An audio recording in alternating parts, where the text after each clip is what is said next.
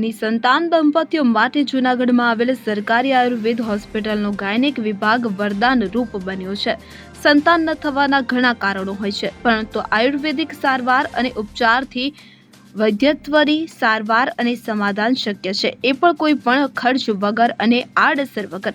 જૂનાગઢ શહેરમાં પંચેશ્વર રોડ પર સરકારી આયુર્વેદ હોસ્પિટલ કાર્યરત છે। ગાયનેક વિભાગમાં દરરોજની 60 થી 70 ઓપીડી હોય છે, જેમાંથી 40 જેટલા દર્દીઓ વૈદ્યત્વના હોય છે। સરકારી આયુર્વેદ હોસ્પિટલ ખાતે કાર્યરત ગાયનેક વિભાગમાં ડોક્ટર ચેतना કોડીનારિયા ઉપરાંત અન્ય સ્ટાફમાં ડોક્ટર કૃપા પટેલ, ડોક્ટર રિંકલ સુરાણી ફરજ બજાવી રહ્યા છે। આયુર્વેદ હોસ્પિટલમાં ગાયનેક વિભાગમાં છેલ્લા 10 વર્ષથી ડેપ્યુટેડ આસિસ્ટન્ટ પ્રોફેસર તરીકે ફરજ બજાવતા ડોક્ટર ચેતનાબેન કોડિયાનારિયાએ જણાવ્યું હતું કે મારું નામ છે વૈદ્ય ચેतना કોડીનારિયા। હું સરકારી આયુર્વેદ હોસ્પિટલ જૂનાગઢ ખાતે ડેપ્યુટેડ આસિસ્ટન્ટ પ્રોફેસર તરીકે કામ કરું છું। હું અહીંયા છેલ્લા 10 વર્ષથી કામ કરું છું। સ્ત્રી રોગ અને પ્રસૂતિતંત્ર વિભાગની અંદર હું કામ કરી રહી છું। અત્યારે અહીંયા મુખ્યત્વે સ્ત્રી રોગોને લગતી વિવિધ તકલીફો માટે સ્ત્રીઓ દવા લેવા માટે ઓર સારવાર માટે આવતી હોય છે, જેમાં જૂનાગઢ આસપાસના વિસ્તાર એ સિવાય વડોદરા, ભાવનગર, અમદાવાદ, રાજકોટ, સુરત સુધીના સ્ત્રીઓ જે છે એ સારવાર માટે અહીંયા આવતી હોય છે। રોગોની અંદર વાત કરીએ તો માસિકને લગતી તકલીફો, માસિક ઓછું આવવું, વધારે આવવું, તકલીફ સાથે આવવું, મોડાવેલું કે ઓછા પ્રમાણમાં હોવું, એ સિવાય યોનિને લગતા રોગો, સફેદ પાણી પડવું, ગર્ભાશયના મુખ ઉપર ચાંદુ હોવું, આવા રોગો માટે દર્દીઓ અહીંયા આવતા હોય છે।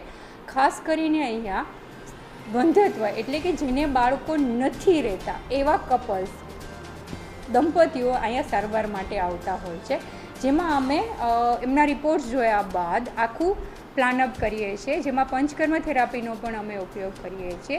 દર્દીઓ ખૂબ લાંબા સમયથી અલગ અલગ જગ્યાએથી દવાઓ લઈને આવ્યા હોય છે, એના કારણે અમે સૌથી પહેલાં તો બોડી પ્યુરિફિકેશન એટલે કે શરીર શુદ્ધિ માટે પંચકર્મનો ઉપયોગ કરીએ છીએ। શરીર શુદ્ધિ થઈ ગયા બાદ અમે એના ઈંડા બનવાની પ્રોસેસ ઉપર અથવા તો જે તકલીફ છે, જેમ કે જો એની ફેલોપિયન ટ્યુબ બંધ હોય તેને ખોલવા માટેની પ્રોસેસ સ્ટાર્ટ કરીએ છીએ।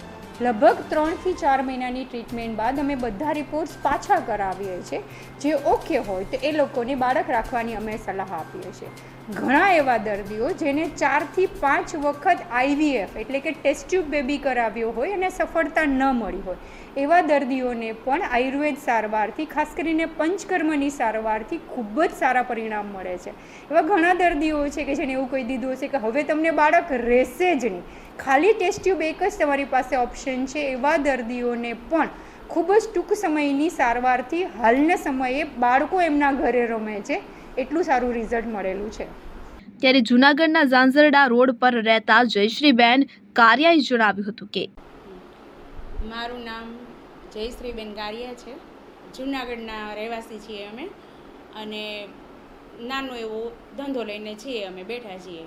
અને મારે મેઇન પ્રોબ્લેમ થાઇરોઇડ અને ગાયનેક રિલેટેડ ઝીણી મોટી તકલીફ બધી હતી, તો એ લઈને ઝીણા મોટા ઇસ્યુ થતા અને 3 વખત મિસકેરેજ, એક બાબો ઓફ થઈ ગયો, એને જન્મથી જ ખોડ હતી, એટલે આવી બધી પરિસ્થિતિમાં છે ને અમે એલોપેથી દવા તરફ વળ્યા અને લીધી, પણ એકે જોઈએ એવું રિઝલ્ટ કે મળ્યું નહીં, એમ આમ સંતોષ થાય એવું કાંઈ નહીં, અને મારું એક બાળક પણ વયું ગયું। પછી મારા કઝિન સિસ્ટરે વાત કરી કે તમે આયુર્વેદિક તરફ વળો, અને ત્યાં ચેતના મેડમ છે તો એને એકવાર મળો અને તમે તમારી હિસ્ટ્રી કહો, તો મેડમ કે તમે વિશ્વાસ રાખો, તમારે જોઈએ એવું પરિણામ અહીંથી મળશે, જે કાંઈ ઝીણી મોટી તકલીફ થાઇરોઇડ છે એ બધું આમાં દૂર થઈ જાય તમારું, અને મનગમતું પરિણામ આવી જાય। એટલે પછી ટ્રીટમેન્ટ સ્ટાર્ટ કરી અને 7 મહિના જેવી ટ્રીટમેન્ટ ચાલુ રહી, એમાં બસ્તી ને એવું બધું આવતું અને થોડીક પરેજી પાડવાની ને, એટલે એ બધું પૂરું થયું ત્યાં કન્સીવ થઈ ગયું મને, અને પછી આ બાળકનો જન્મ થયો છે મારે।